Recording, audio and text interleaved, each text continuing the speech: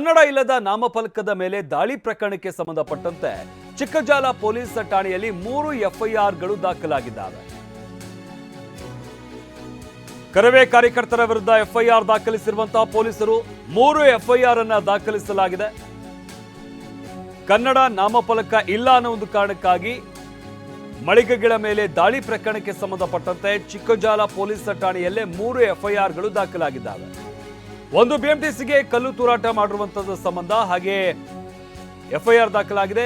ಎರಡನೇದು police constable ಮೇಲೆ ಉಗಿದಿದ್ದಾರೆ ಅನ್ನೋ ಒಂದು ಕಾರಣಕ್ಕಾಗಿ ಒಂದು ಎಫ್ಐಆರ್ ದಾಖಲಾಗಿದೆ. ಹಾಗೆ ಮೂರನೇದು ಹೆದ್ದಾರಿಯನ್ನ ತಡೆದ್ರು ಹಾಗೂ ಗಲಾಟೆ ಮಾಡಿದ್ದಾರೆ ಅಂತ ಒಂದು ಎಫ್ಐಆರ್ ಅನ್ನ ದಾಖಲಿಸಲಾಗಿದೆ. ಒಟ್ಟು 3 ಎಫ್ಐಆರ್ ಅನ್ನ ಚಿಕ್ಕಜಾಲ ಪೊಲೀಸ್ ಠಾಣಾ ವ್ಯಾಪ್ತಿಯಲ್ಲಿ ದಾಖಲಿಸಲಾಗಿರುವಂಥದ್ದು. ಐಪಿಸಿ ಸೆಕ್ಷನ್ 143, 145, 149, 283, 8B, 427 ಅಡಿಯಲ್ಲಿ ಎಫ್ಐಆರ್ ಅನ್ನು ದಾಖಲಿಸಲಾಗಿದೆ.